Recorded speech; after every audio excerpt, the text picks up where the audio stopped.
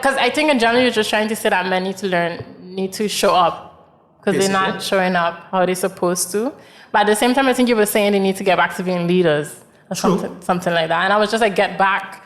I was like, when were they ever great leaders? Men have been great leaders. When?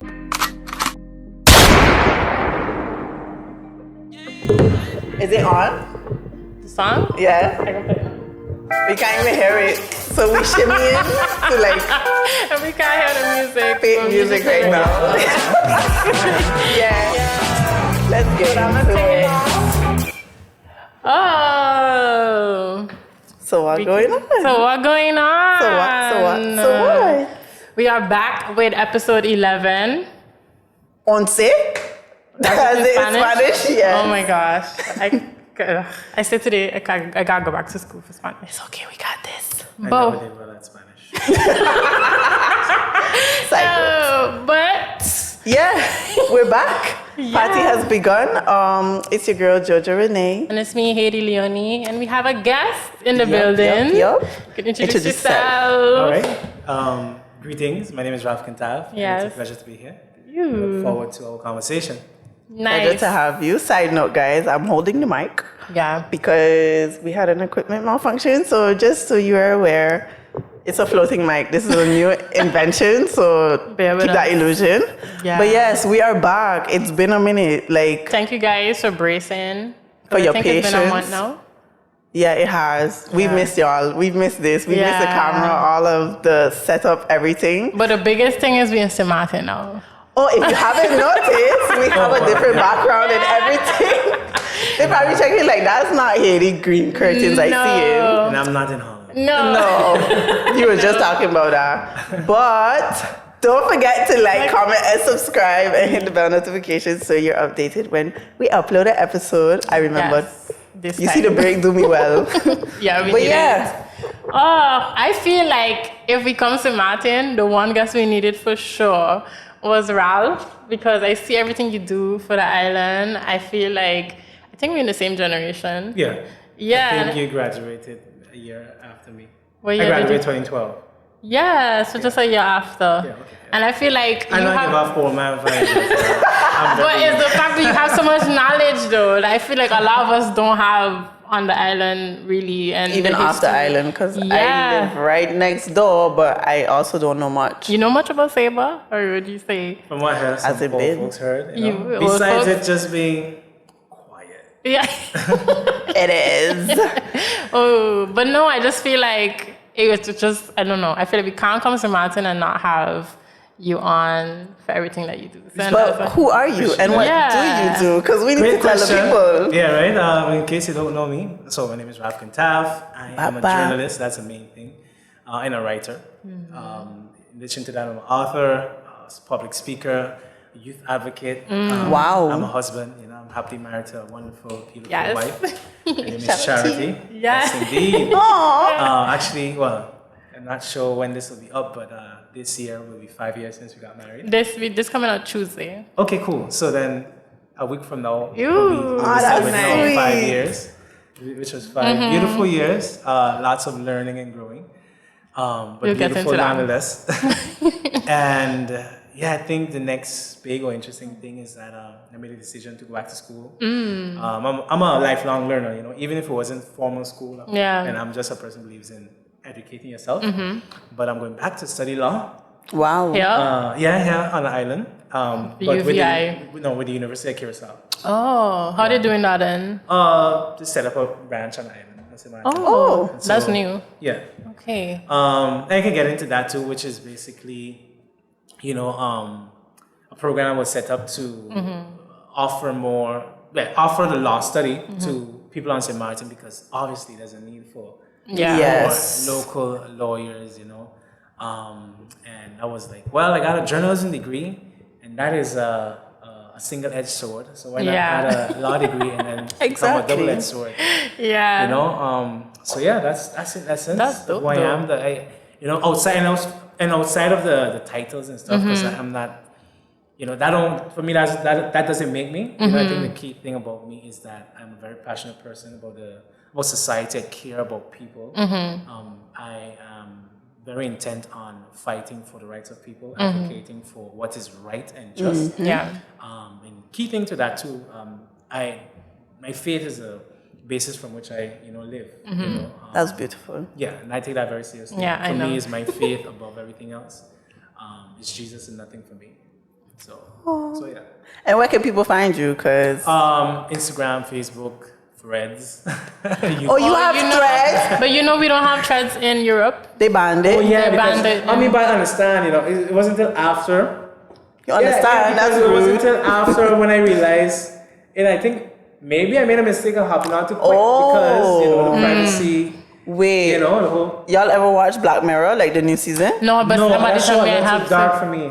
It is, but the first episode will like give you a gist of what you talking about here because they have something called Streamberry, and it's like Netflix, but it's for Black Mirror, and you accept the terms and agreements. And this the woman's first episode life, with Netflix? yeah, they recorded her whole life, but she was being played by the Spanish actress.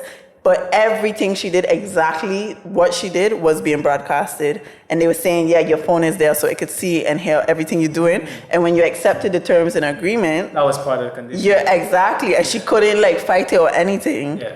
So yeah, maybe we should actually check the terms and conditions. But mainly YouTube, especially since YouTube is safe. I'm in a podcasting realm now too. What's the name of your podcast? Yeah, You haven't It's called the Semicolon Podcast. We don't have Mando today, unfortunately. He's in the Netherlands. But yes, and what do you basically, because you explain who you are, so you incorporate this in your podcast. Yeah, and so essentially, the Semicolon is a podcast that's set up to speak about current events, speak about issues that affect our society. The reason I call it a semicolon is because of what the semicolon is used for, which is instead of using a period to say that the sentence is over, the semicolon says, I could have stopped here, but there's a little let's more. continue. Yeah. Like that. That's deep. And I have to shout out a good friend and my wife for that idea. Because they're brilliant. I love how much you just break her up. And Yeah, honestly. But we can get into that just now. But you wrote a book. Yeah, several. 2 or 3, yeah. Oh, yeah. But the one that you bring to the schools, because that's the one that I first noticed. Yeah, and then that made you thought I was a teacher. Yeah, I thought you was a teacher. That's the one you also Yeah. have on Amazon. Yes, correct. Guys. There's a lot of that was a perception to a lot of persons thought I end up going into the education field. I love teaching it. I actually wanted to be a teacher to an extent, but I can't do that full day in a classroom. No. So I rather teach for these are my hours. You'll get me for an hour, 2 hours. I'll have a great time. I'm gonna teach you and help you become a great person. But after that, see you. Bye. I don't have the luxury. So my latest book is called Swadigan Tales. Steve Takes a Stand, which is a children's book, which really geared towards educating children on St. Maarten about our history. But it's also a series. So this is the first of the series, which is the series of Swadigan Tales, and it's about a young boy who grows up in poverty and who's also bullied. But he learns about self-confidence through learning about our local heroes, learning about the trials they went through in life and how he applied in his life. Yeah. Wow. And so the whole idea is that the series will focus on our story, our heroes, our people in general, our culture. So children don't grow up wondering, where do I come from? Now, what is my identity? What makes me a St. Martiner, for example? What makes me a Caribbean person even? Because you feel like they teach that in the schools? Not sufficiently. There has been progress though, but I think one of the biggest setbacks is that there's not enough of our material in the schools. It's not to say that we don't even have, so it just needs to be incorporated. Thankfully, and part of the reason why I became a journalist and why I love history is that I had several teachers, a few, but especially in high school, my homeroom teacher, Mr. Cook, and my history teacher, Miss Warner. You went to Mac? I went to Mac Campus 1. Yeah, I remember the name. And then St. Martin Academy. I almost said St. Martin. No, they didn't go to SD. No. So my history teacher, my homeroom teacher, they were very intentful about us learning about St. Martin. So they were bringing people to locals, different local professionals to come in and speak, and especially because my homeroom teacher wrote a book, and he actually took me to a radio program on PJD2 when he was doing his book tour. And I remember I could see myself walking in the studio. Yeah. I remember that's back when King Verse was Versatwizy. Yes. Oh, wow. You know, so that's pretty far back. And I remember him being in the production set, going into, at the time, who was St. Martin's King of Radio. Yeah, I forget about Lloyd that. Richardson. You know, walking into that studio, I was like, I think I want to do this. Yeah. And that's exactly the path I followed. Like, That's of crazy. media, literacy, literature, writing, history, news. This media in general. Right? Yeah. So You could tell it's your passion, by the way. Yeah. Thinking about it, I'm so invested. I'm like, wow. Oh my gosh. But what make you, where you think that come from though? This passion that you have for, I don't know, of course everybody have their love for St. Martin, but I don't feel like everybody takes Expresses it that in yeah. this way or this route. that's a great question. I never was asked that question. No, sorry. No, I mean, No, we're not sorry. It's nice about it. yeah, right. But you can take your time and think about it, honestly. So I think where it stems from. So I think where it comes from is from where my love for history comes from, and that it actually goes back to my childhood watching the movie Sarafina, I heard the name, but I never. which is based on the massacre that took place in South Africa when the police shoot down these young persons who were at the school, even because they were protesting and standing up for their rights against the system of apartheid. So as a child, Whoopi Goldberg was in that movie too. I don't know. Oh, I think it's yeah. faint in my head. So like, I don't even know the song. Freedom is coming. Yeah. To I think I watched the movie though, because I feel like that's probably. something my father would watch. If we see it, Yeah, we'll be for like, sure. oh! For sure. And I know your dad. So for sure. For sure. So I watched that as a child, and it highlighted the struggles of Africans, or the black people in South Africa. But I thought the movie was like a documentary. So I really thought it was real. Like, it didn't feel, and I guess, it just didn't feel like this was a movie. I felt the Like pain. a remade movie. You really feel like you're watching exactly what I happened. feel like everything was just in real life, and lo and behold, it is indeed stuff that happened in real life, but I felt like the movie itself was real. So from there, I just always had this curiosity about people's stories. Like, if you see somebody, and coupled with the way my mother raised me, my parents, but my mother drilled this on me, which is respect everybody. Yeah. Yep. Like, respect everybody.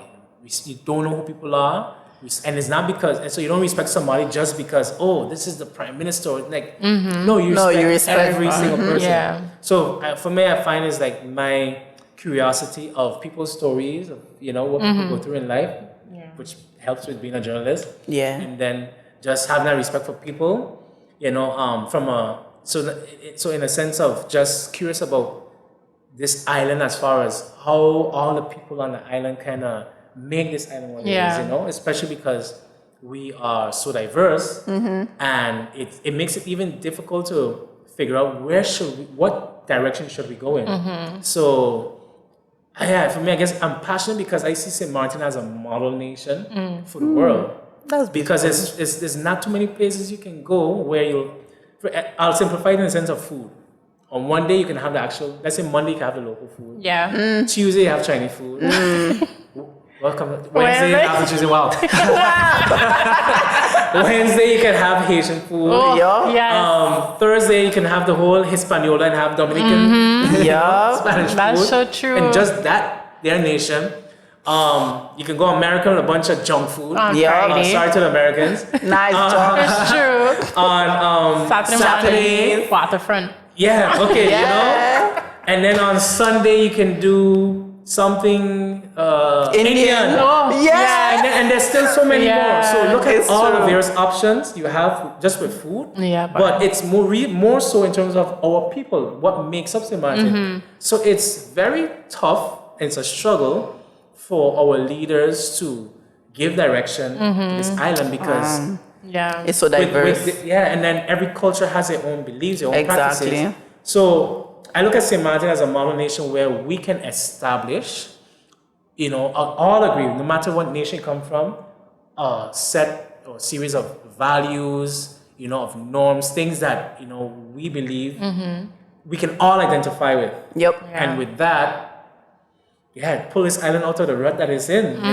For me, it's just that, and because of loving the history of St. Maarten, I feel like a lot of the issues we have right now, we shouldn't have been in. And that kind of gives you the passion that I have and the drive, because, let me see. I think everyone kind of has like a radical revolutionary vibe for them, or maybe not. Me and Haiti for sure. It's in your blood for sure.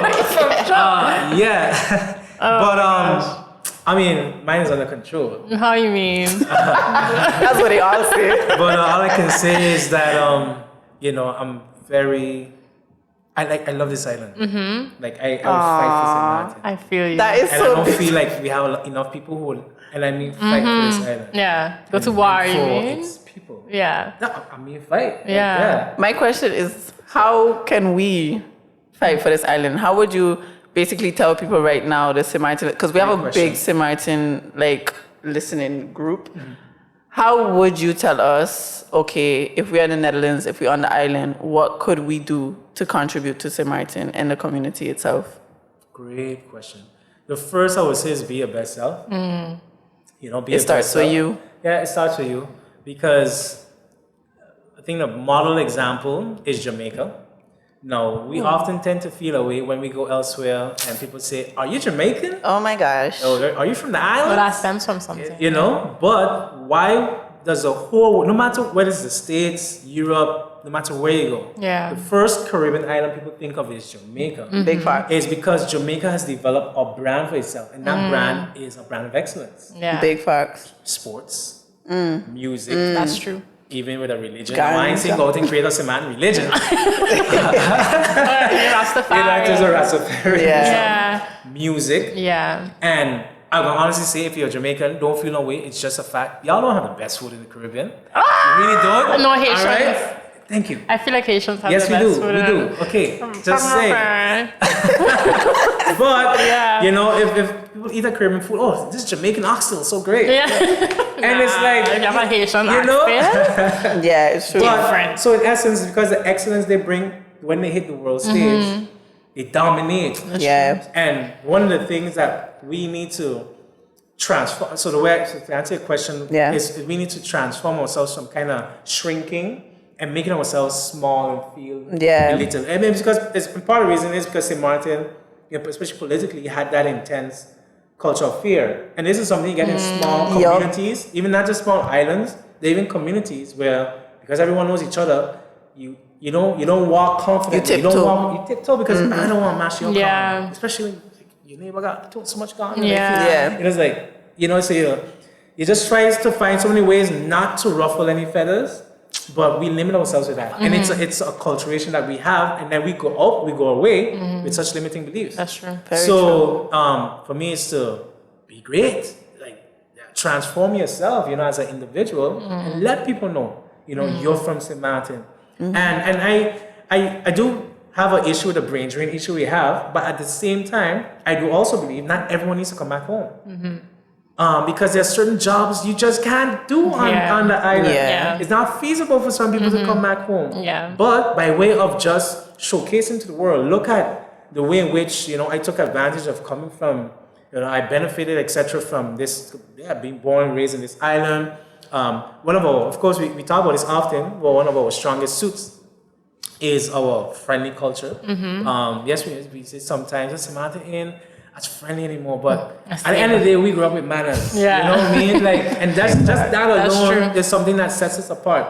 But then being able to connect with people easily, I feel like that's a skill many of us have above people from elsewhere. Because they're so used to their own, they only hang out with it, but we could flex and mix with anybody. Very true. And there was something someone told me many years ago at a conference I visited in Atlanta. When I introduced myself, I went to make a presentation about youth development. And in the usual kind of introduction we make here is like, I'm from a small Caribbean island called St. Maarten, etc. And afterwards, a guy pulled me aside, he said, never say you're from a small island. Yes, I tell that to a person at the time. But Saba is small. It is. No, but then you're making it seem small. Because, it's like it kind of downsizes. Yeah. And then, but just say you're from an island. And I like how Lasano Sekou, put it. He said, when you listen to how people say where they're from. Yeah. But Jamaican will say, I'm from Jamaica. Yeah. Or, Haitian will say, I'm from Haiti. Yeah. Or my father would be like, I'm from St. Lucia. Yeah. But I like how he was just explained outside. it. Oh, interesting. Yeah. I like how he explained it that when we say I'm from St. Martin. So basically, sorry, I bit my lip.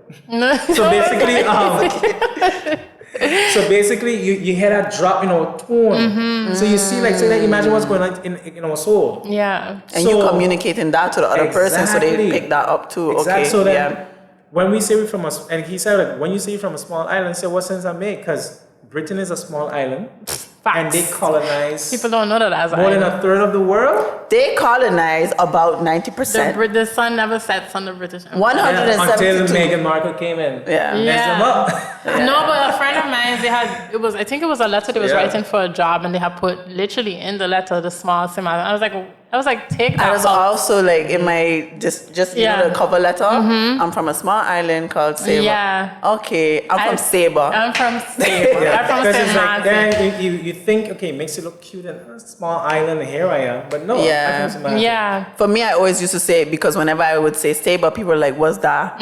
So I would say a small island, because then they're already aware, I don't know this place because it's a small island. I recently saw a TikTok with this girl talking about it from Martinique's perspective. Because she was talking about how, I think she was living in London now, that people over there don't even say they're from Martinique because no one ever knows about Martinique. Really? So they just say, she chose to say where her mother was from, which was Jamaica, because everybody knows Jamaica. Yeah. But she never acknowledged her father, the side of Martinique, because people don't just know it. And then her whole TikTok was about, we need to stop doing this. Yeah, make them know it. Mm-hmm. And I feel like it's the same thing. Yeah, take ownership of our space. Yeah. Because people come here, like that hashtag, I live where you vacation.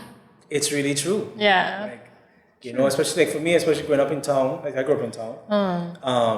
Since I was a baby till I got married. One of the things I always used to do, especially when I started working, I used to go and swim every morning before work.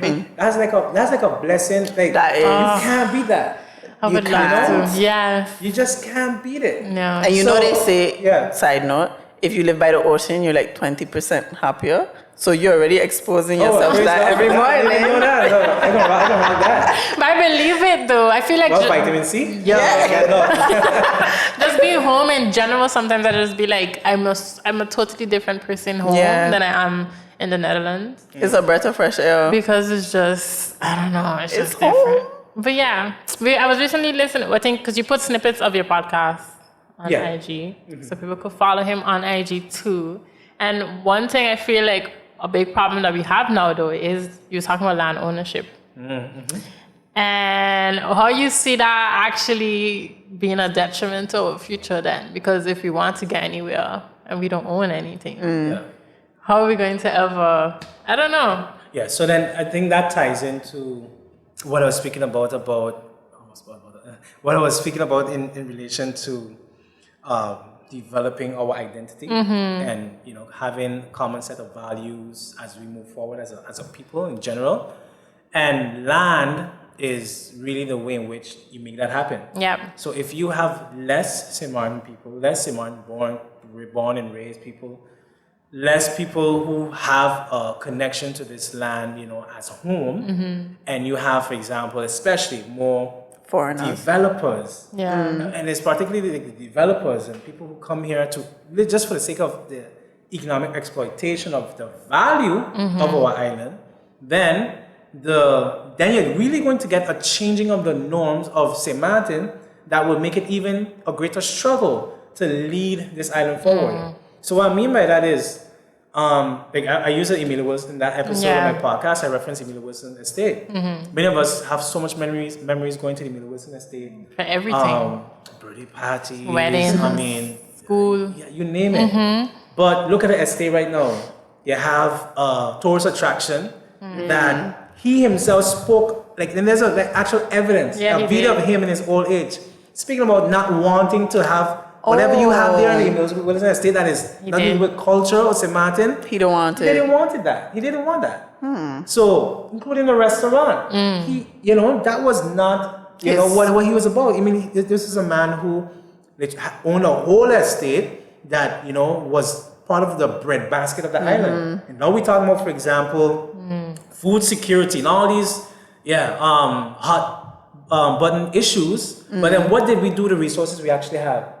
True. And what we do with what we have to be able to preserve, our story. So that's the main thing, because land tells a story. So I have stories of Emil Wilson being a place where, especially going right to Mac school, walking up the road of Smile Academy, whatever, walk up the road, go to Emil Wilson Estate, pick comes red and chill and do whatever, do just hang out and so forth. That is part of my story, my generation's story. Another generation has another story. Our ancestors, they have another story. Exactly. A story of pain, of troubles and so forth. So when we give and sell our land, we are selling the rights to our story basically, because then somebody can manipulate it. Yep. So it's like you're giving away a canvas that you own, and you're like, hey, you take it. They would erase whatever. Was there previously? Yeah, whatever we may have placed on that canvas. I'm like, you know what? You told a story of, your childhood picking fruits. Well, here's a story about tourists coming and sliding down the hill. Yep. And then God knows to what else they would be up to. And I'm just speaking. It's true. I gotta say it like it is. That's how I am.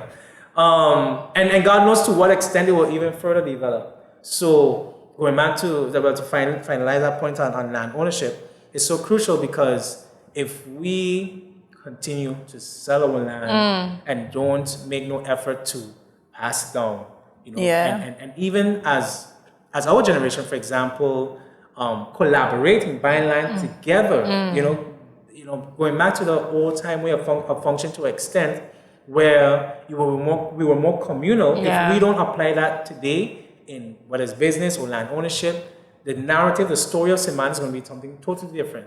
And that's the bottom line of why I am so focused on Thomas Martin history, because so much erasure has taken place. It's like, at least here is some of our story. Here's here's how we came to be. When you see St. Martin today, great view coming to the airport, beaches, it wasn't always like that. And this is how we got to you being able to enjoy everything that it has to offer.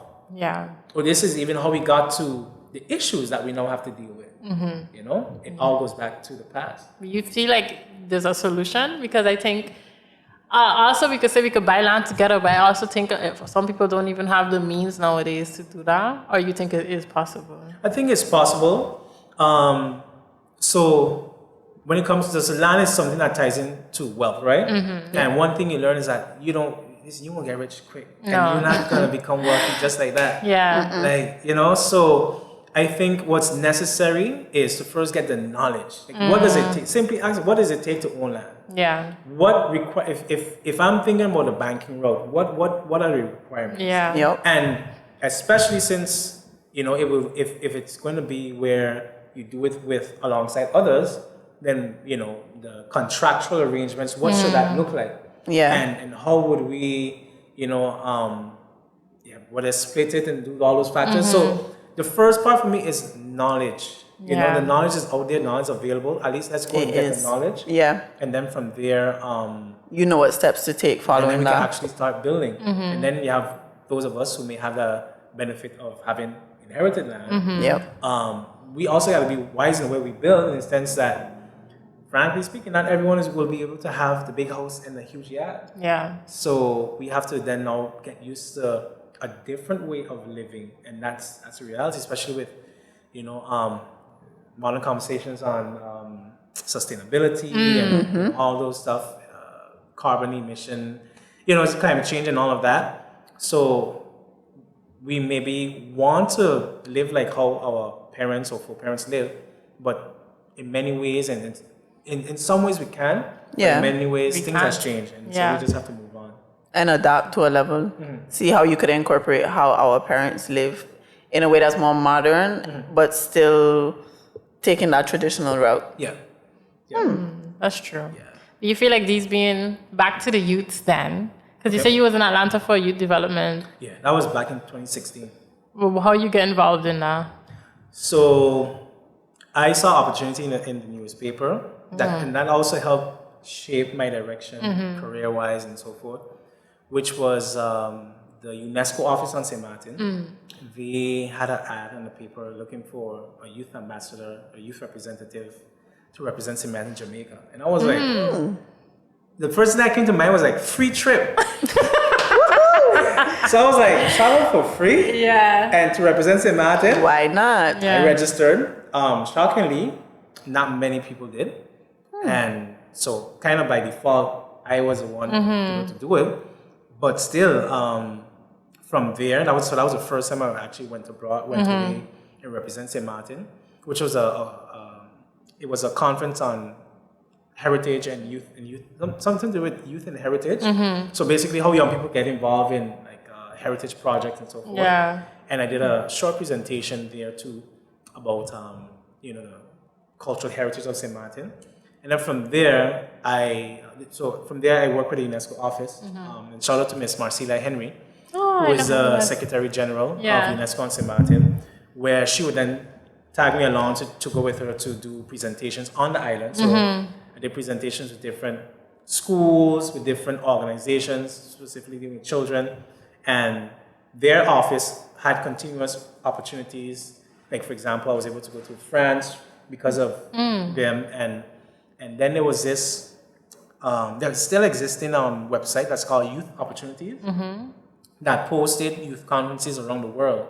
And I would apply. Yeah. And from there, I was able to go to Russia, India, Croatia. You know what? One of my friends went to a youth development program last year, and she was like, she realized a lot of these things not being, like, they're there, but not a lot of people are aware of these opportunities. No. To do that. And I'm just like, no. How not? Like, and that's part of what what I preach to young people. It's so important. And it's just so important. And so going back to the question. You can go all over the place. I actually was fascinated by everything you said. I'm going back to the question about like how can we establish ourselves? So that's part of it. Okay. Like by actually showing the world St. Martin. Yeah. Very true. Because then I would go to these different forums and stuff. And one would rarely be Caribbean people, rarely be Black people. Yeah. And so it's like being there was like literally me advertising St. Martin. Like letting the world you know build the awareness. St. Martin exists. So so when I visit schools and so forth, I would share these tips and stuff with young people. People are able to take advantage of such. But at the end of the day, as one person, you can't do everything. No. So the hope is that eventually the legal structures and establish organizations and departments, etc., would do more in that regard. Yeah. So for me, it was I went after it. That's always been my mindset. If I want to do something, I don't take responsibility for myself. But I can't ignore the fact that not everyone even just have the opportunity to. For example, I'm a guy naturally who will read a newspaper. Most people won't read a newspaper. So you can't say that as excuse. Oh yeah, the young people gotta read a newspaper, and then they take advantage. No, how about we go to them where they are? Yeah, exactly. Right? So that's why I do my school tours. Like, there's some things, frankly, won't get done, won't be said, and let's not wait. If you have the power to do it within you, do it. Go out and do it. Yeah. But you feel like you're alone in this, or no? Not gonna say I can truly say no, but I do know how to say, like, I think my approach is just different. Yeah. Very different. Yeah. Yeah. No, but I love it though. Like, I have a question. But I wouldn't say I'm alone, because thank God because I can't cover every field, and so there are people in different fields and different ways. Yeah. And who can also reach out to certain target audience that I know wouldn't connect with. Yeah. Me, you know? Okay, this is a loaded question, but you mentioned in one of your episodes that you feel like we are sitting at a one-legged table. We are eating at a one-legged table, in a sense of it's so unstable that if one little thing was to pull up, you kind of screwed. Yeah. What would be like your utopia? This is quite wild because like, what is your image of St. Martin in a place that the table got 4 legs? I told you guys, Not it's a the loaded 4 question. legs. Okay, so But that's a broad. yeah, so broad. I'll say it in a sense like, so when I mentioned that too, I mentioned it in terms of the economy of the island. Yeah. We just depend on tourism. Yeah. So, yeah, it's like literally eating at a table with 1 leg, and with COVID and the hurricane. Show us. You know, so I will. So I'll see to the narrow utopia. it? Okay. Go ahead. I would say to narrow it down, what would it look like with 2 legs? Okay, that's a little more stable, right? That's much more stable. So I'll start from an economic point of view. Yeah. I would definitely say one where we have the infrastructure to fully support the digital economy. So we're not limited by heads in beds and planes landing at PGIA or ships docking at the port. Very true. So there's still have a tourism economy. Tourism Yeah. is It's still profitable. So it's not to say exactly. we're going to do away with tourism, but not to depend on that alone. Exactly. So to add it as a second leg, Yeah. the digital economy and the utopia being that basically creators, entrepreneurs, and businesses can be able to access the global financial market without limitation. But the key thing for me where utopia, ideal St. Martin is one where persons are not taken advantage of and abused. Where we can put an end to abuse on St. Martin. Be it verbal abuse, that happens a lot here. A lot. Child abuse, domestic abuse, employee-employer abuse. Because there are employees who abuse their employers. They can, Yeah. we could talk about the business a little after on that.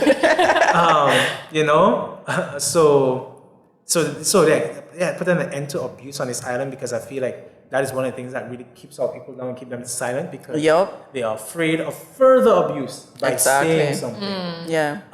That's where the tippy toe comes in. Exactly. And one where we are a nation that truly stands for and supports what is righteous and justice. Yeah, real justice.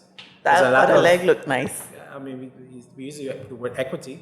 There's that too, but overall justice on the island, which you don't see it much because there's such a tendency for people to even expect to be taken advantage of. Yeah, exactly. So they're reluctant and resistant to do a lot. So there's not much progress. Yeah. That's true, because I feel like a lot of times when you talk to people, even in Holland or here, it's like, nah, I'm not even going to do that because it ain't even make no sense. Yup. If I did it or whatever they planned I would want to do.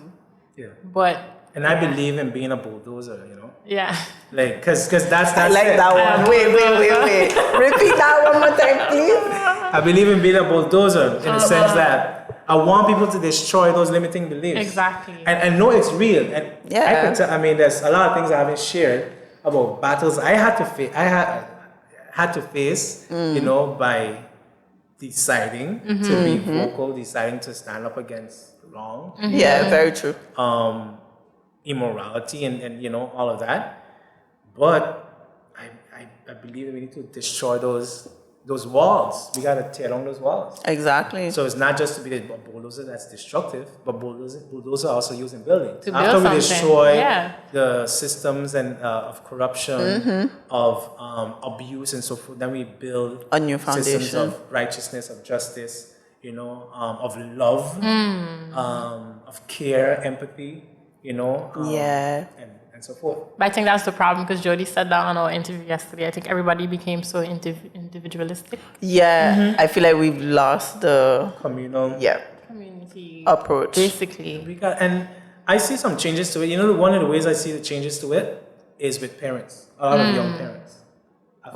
I've noticed, like for example, there's a Facebook group. I think it's like Young Mothers of St. Martin, whatever. But just something like that, I find it so cool because, for example, a lot of our moms, like in general, some of the most important things in life, there's no manual to it. There's no manual to marriage. No. There's no manual to raising a child. No. A human, basically, Adulting. So basically, like just looking at that, I love how you have all these mothers who may not know each other. Some may know each other maybe through school or whatever, but just because they went through something exactly, that, it's they similar. realize they wish, they Somebody, had somebody who helped them. I will share that with you. I will give you that knowledge. Yeah, and that's beautiful. So I see more among parents, that communal vibe, people hand down or passing on. And I was thinking that with parents, even down to clothing and where to shop, where to get specials. Yeah. Even those little things I find help to reestablish a sense of community. And it's so important because there are so many sects. I said it correctly. S-E-C-T-S? Sex. Oh, yeah. Oh, I thought you said sex. Yeah. Oh, no.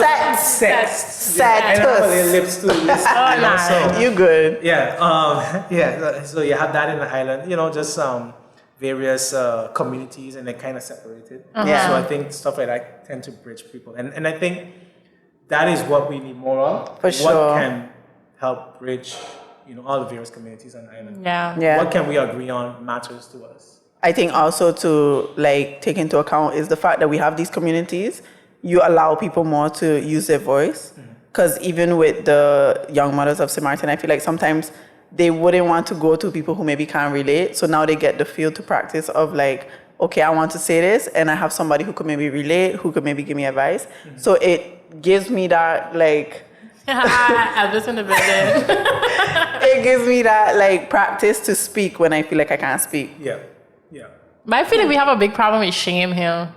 That's true. I feel like people need to get rid of this shame box. That's it's true. Take the shame box and throw it away. And show it away, because then you would get so much further in life without having to question yourself or overthink certain things, or how people are going to think if I do this. Or And it's a part of that cycle of fear. And that's one of the negative parts that's really deeply rooted in St. Maarten. And it's part because I was speaking about that as far as asking for help. You would often hear people say, "Why some people prideful? Why some people full of pride? So they need help being asked for it." But I thought about it a time, and I had a discussion about it, and I realized it's not that people are as prideful that I can't have nothing. Well, see, I need a bag of rice or fruits. But the fear of being criticized and having your vulnerability exploited in evil communication. True. Which meaning the backbiting and gossiping, So then people put up the wall mask or persona of pride. Yeah. I'm a tough it out. I don't need no help. Who you be? Yeah. But it ain't real. It's just those animals that are very there's a butterfly that when it closes its wings, it looks like a to predator. take off the prey. Yeah, exactly. Yeah. So that's what it is. Oh, I think I know what you're talking about. I don't know. I think it got two eyes and they green. Yeah. I know exactly what you're talking about. When it opens its wings or closes its wings, it makes itself look like a predator, but it's not. Right? It makes itself seem tough. Yeah. It's not. Yeah. It's even like us standing up to bears. You stand up, you chest up big. They say you need to look big. I would run. I say, no, you need to stand still. They say you need to just big up yourself in front of a bear. That's the idea. Or you growl at the bear, so you show it that. I mean, a dog. You ever a dog barking come on, Rob, as a dog. Yeah. I feel like if I I mean, dogs are bite. I can't bite like a dog. Big facts. So you're pretending you're picking up a rock. Yeah. But you're really ready to run. Yeah. So it's one of those things. So that's one of the things we got to deal with. I would call it false pride. Yeah. False pride. A false sense of pride. And it's involuntary false pride. Because it's driven by fear. Exactly. So I think that level of fear that we have is kind of something we need to address in a way that's 90% they say of fear is up here. So basically, after you do specific things, even us starting this podcast, we had so many reservations for things. But when you start it, you realize 90% of those things did not happen. Yeah. Exactly. It's all in your head. And I know that's a thing of okay, cool. So what you want me to do that information?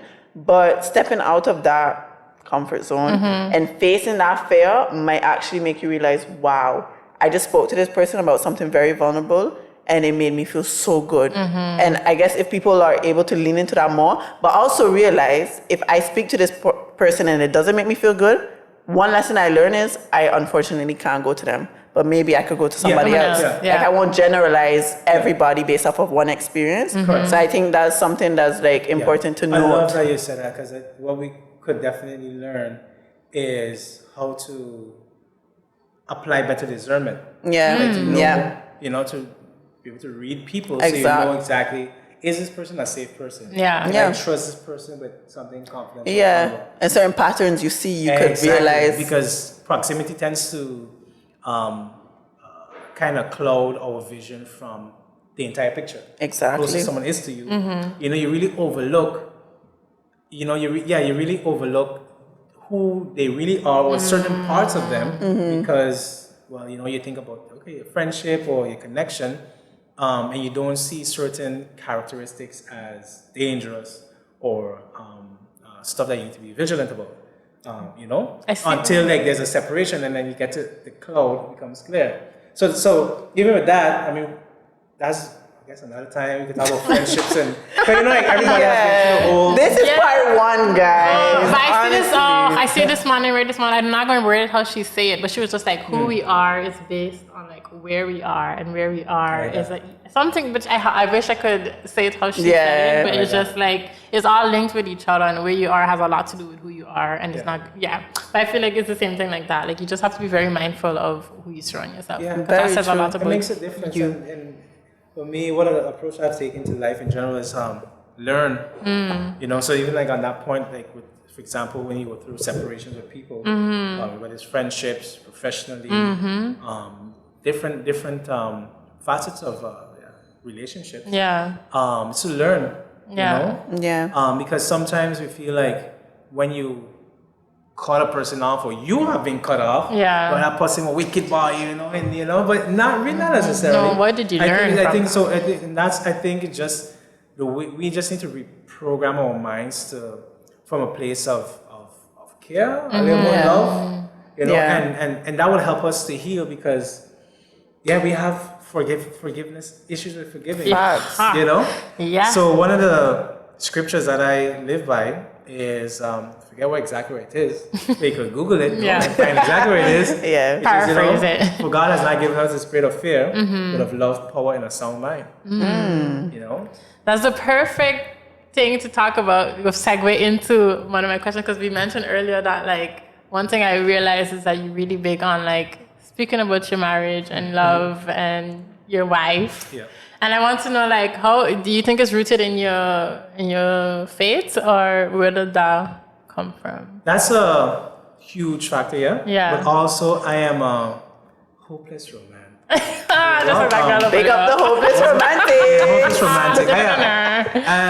I'm the corny type when it comes to love, and it's not corny, it's necessary. You know, like popcorn, right? But for real, I've always been a guy who loves love, you know? So, for example, I was the type to write poems. Hey, check out my masterclass coming soon. I'm joking, I'm doing the courses on that. You write poems? Yeah, I'm, you know, the poetic type. That's beautiful. I mean, it is what it is. And I think that too is part of the reason why when I met my wife, and interestingly, I never even met her in person. When I knew like she was my woman, you know, that she was the one. I love this. I think I heard that story. Yeah, basically, I'll be honest, I was kind of down on her Facebook page. I was like, yo, she looks really good. And, but she, just from watching her Facebook page, was like, you different. And so, you know, we developed a friendship, and thank God we had mutual friends that assisted in, you know, pass the alley hoop, and I came with the slam dunk. Okay, good. You know, and because I've always been a guy who was sure of himself, that's why, you know, I also got married early, because you knew. I got married at 21. I wouldn't recommend anybody do that, because marriage, like, you gotta be prepared. Like, I was ready. Like, if you're prepared, if somebody went prepared, don't rush it, don't go into it.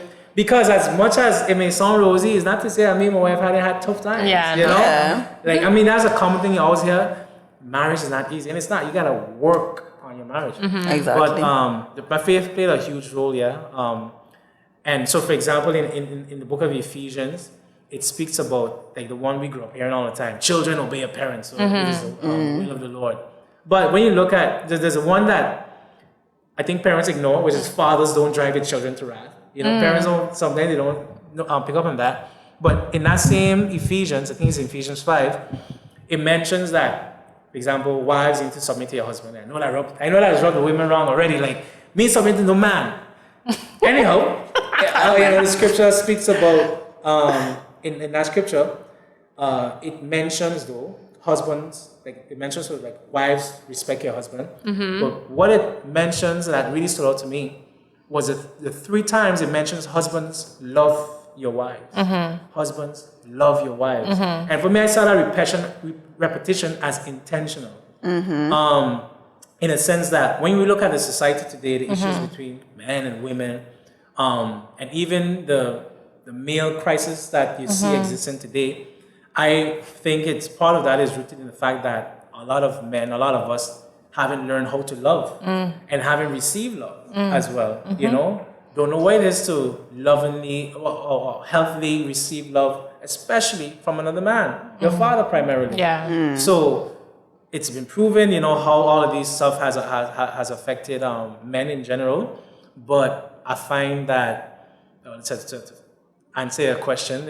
I love how we go on a nice little journey. Yeah, but I always make sure you agreed to pivot put the thread back in the needle. Yeah. So in essence, I just find that when we learn, what God's love means, the power of God's love. And so Scripture also said, perfect love casts out all fear. So when you have, and I'm speaking for me, if you're a believer, it's your choice. See how you can apply it to what you believe in. But in essence, when you have God's love and when you know what that signifies, then it empowers you to love to an even greater degree because you know what His love meant to you. And so for me being a man of God, a man of faith, that empowers me to love my woman, love her to great degrees, and love her eternally. And again, I know it sounds nice. I'll be real with you. It takes work though, because there are times when y'all piss each other off. But it's not. That's part of the process. But something I was recently thinking for myself, like we often say that, but I think I see it as like any job you do, you gotta get up and love being there. Yeah, and it's a choice. It's a choice to be there, and yes, it's work. But it's the fact that you're doing something that you love doing. Exactly. And I think that's how I see marriage. Yeah, because you won't love it every day, specifically. You might wake up today feeling like, bye, love, where you at? But it's for you to kind of find it and for you to make that decision that I am going to choose to carry out my day in love, even though I don't feel it as much inside of me. It's the willingness to make that sacrifice. That's one of the scriptures that we always remind each other of, even sometimes jokingly or begrudgingly, is prefer you one another. So sometimes like I want to do things a certain way, but you know what, I'll do it your way. Compromise. Compromise. But I don't know to say, and I don't know if you have much time to go into that, because they had a time you put out, you did a Facebook video. I don't know if you went live and then you put the video afterwards. You were basically talking about how they need to get back to being leaders. Facebook Live. Let's talk about that. Because me and my brother had a deep conversation. I think he messaged you about it. And because in general, I love your message. But there were some things I was like, I don't know. That's cool. I don't know. That's cool. I was like, I don't know. Agree with everything I say, so that's cool. No, because I think in general, you're just trying to say that men need to show up. Because they're not showing up how they're supposed to. But at the same time, I think you were saying they need to get back to being leaders or something like that. And I was just like, get back. I was like, when were they ever great leaders? Men have been great leaders. When? There's been great and bad leaders. When? Through the history of mankind. Oh my God. I ain't disputing the fact that there's been very evil and bad men, but at the same time, just because there has been evil, bad, whatever, horrible men, doesn't mean on the other end. So for me, I meant it in a sense of, okay, getting on a path of righteousness. Yeah. All right? Let me simplify it like that. Uh-huh. Righteous leadership. Like Christ. Okay. That is Because for different. me, and from my position, and again, I always make who I am clear, my position, my worldview is based on my faith. So I speak on it from a, you know, I know, that's Christian perspective. So yeah. No, I get and I know a lot of people disagree with it. They're like, I don't want to hear about that, but ask me, and I, you know. The thing is, even if you, I don't know if I want to I'm not coming for faith or whatever, but I think when you say leaders, that means somebody following. And then it's like, is it okay to say that like wives or women should always follow men in that sense, or like? Great question. So simply put, it's a partnership. The way I look at leadership is, so I like what you said, right? With leadership, you think followers, but to lead means to serve. You're serving. That's how I look at leadership. Like you serving the people who following you, basically. That's how I look at leadership. Like, because leadership could be, well, I'm on top, and like you have to follow me. You have to, you have to be under my command. But as a leader, you can also be led by someone else. As a leader, you can, not everything you come up with, every idea you have has to be the one that is established. Yeah. But the key thing about leadership is accountability. And that is it. But you did speak on that. You was like, the problem is a lot of men don't. So like, when I say I'm the head of the household, it doesn't mean like, well, this is Raul's house and Charlie gotta do everything Raul say. But it means that when anything happens, I am the accountability figure. Okay. I will take the burden of the responsibility to make sure that things are in order. But we lead our house together. My wife supports me, and when there are matters that relate to, for example, let's say, so for example, real quick, when me and my wife got together, she was in business. I was working. Right? But I made a sacrifice and basically she was my boss, you could say. Right? And so everything with the business was, I would obviously I trusted her business acumen and so forth, in that sense. And she was the financial leader of the house. She was a breadwinner for a very long time. We were married 5 years, but for most of our marriage, because I was in school, so, but that doesn't, and so my point was that didn't take away from me, being a man or so. But just for me, it's really boils down to the point of accountability. So, and I totally understand, trust me. I've seen where some women would post some of the DMs they would get. I'm like, dang, that's like, y'all. I know y'all go through a lot of craziness, and there are a lot of stupid, horrible guys. And lost. I mean, all I can say is thank God I'm a man, because honestly, the things y'all always go through is be like, it's a bit tough. It's very tough. It's a bit tough. But at the same time, that's why I feel as a man, it's our responsibility to set ourselves, our kind, on the right path. Like, okay, I get that a lot of men have been bad leaders, bad husbands, bad boyfriends, bad sons, bad partners, bad bosses, bad politicians, you name it. World leaders, Bad. But instead of trying to repair broken men, why not build great men? Very true. So that's my I like approach. that. Because I think a lot of people need to realize, like we said it before, a lot of us are broken in so many ways. And rather than trying to fix ourselves, we need to see how we could build ourselves from this point. The foundation, we revisit it, we see what piece of wood missing, go get a 2x4 and then add that in there and realize that is part of the process of getting that all built, basically. I just think, like, when you say that, men need to be aware that, like, it's when you say that, you coming from this perspective, because I think a lot of men hear the word leaders and then they think, what you're trying to say? Alpha male type of. I got you. So, but no, just wanted to clarify that. No, it's good because you gave me the space to further elaborate. And listen, I'm a type of guy too. I am open to criticism and feedback from others, even if I end up not budging. But I would still listen. Because you never know what people could tell you. You're always learning, like you say. Correct.